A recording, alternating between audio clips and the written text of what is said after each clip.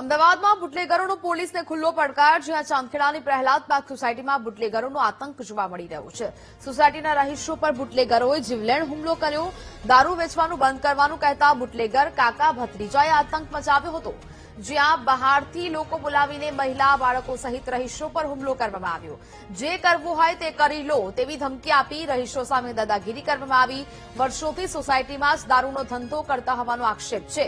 બુટલેગરોએ રહીશોને જાનથી મારી નાખવાની પણ ધમકી આપી છે। સોસાયટીના સભ્યોની મીટિંગ રાખી કે ભાઈ એની અંદર આપણે બધાએ કહેવાનું કે તમે સોસાયટીમાં ધંધો બંધ કરી દો, એના માટે મીટિંગ રાખી। તો મીટિંગ રાખી અને ઝઘડો કરવો હતો, એટલે એનો ભત્રીજા મારફતે, ભત્રીજો કાકા અને કાકા બંને ધંધો કરે છે, તો ભત્રીજો 8-10 માણસોને લઈ મીટિંગ ચાલતી હતી, નીચે ઉભો રહ્યો। તો એમાં બીજા એક ભાઈએ કીધું કે ભાઈ તમે ધંધો બંધ કરો, મારી ગાડીમાં કાલે દારૂની બોટલ પડી હતી, બરાબર। તો એ ભાઈ બુટલેગર ઉશ્કેરાઈ અને પેલાનું ગળું દાબી દીધું, એટલે બીજા છોડાવવા માટે ગયા તો નીચે ઉભેલા જે માણસો લઈને આવ્યો તે બધા ઉપર ચડી સોસાયટીના સભ્યો સાથે મારામારી કરવા માંડ્યા। આ ઘટના ચાલી રહી છે અને પપ્પુ પરિહાર અને પૃથ્વી આ બંને એમને પાસા થયેલું છે।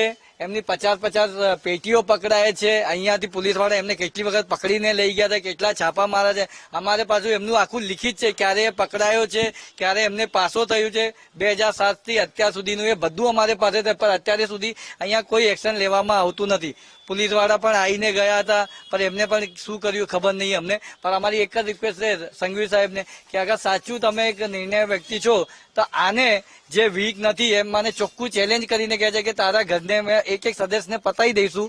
મારા ઉપર 56 કેસ તો ચાલે છે, બીજા 5 છે, બીજા ચાલશે તો મને કઈ વાંધો નહીં। મારા પાસે એટલા પૈસા છે, હું पुलिस ने पैसा ऊपर नचाऊं छू। बाहर के आए थे, लड़कियों के हाथ में हथियार ये सब भी थे, उन्होंने हथियार निकाले नहीं, सब उनको मिलके मार रहे थे। तो मैं छुड़ाने गया तो उन्होंने मेरे को दांत से काट लिया, उनके भाई किशोर ने, और उनकी वैशाली जो बेटी है उन्होंने पूरा नाखून मारा, मुझे सिर पे बहुत सब मारा।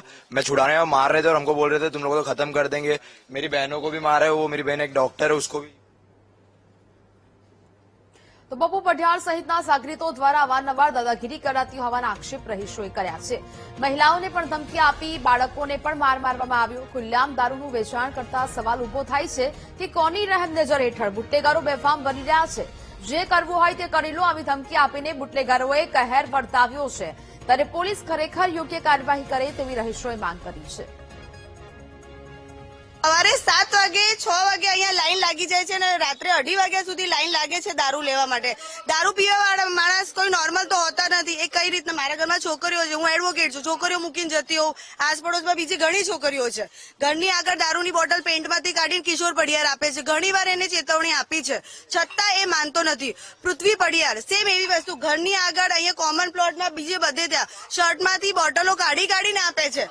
મેં ઓબ્જેક્શન લીધું તો મારા કિશોર પડિયારે મારા 5 વર્ષના છોકરાને ગાળો આપીને લાત મારી છે। એ 5 વર્ષના છોકરાને બી માર્યું છે। એ લોકોનું એવું છે કે મારા પાસે અમારા એટલા બધા કેસો, અમને કશું ફેર નથી પડતું, અમારું ઉપર સુધી ઓળખાણ છે, તમે જે કરી શકો એ કરી લો।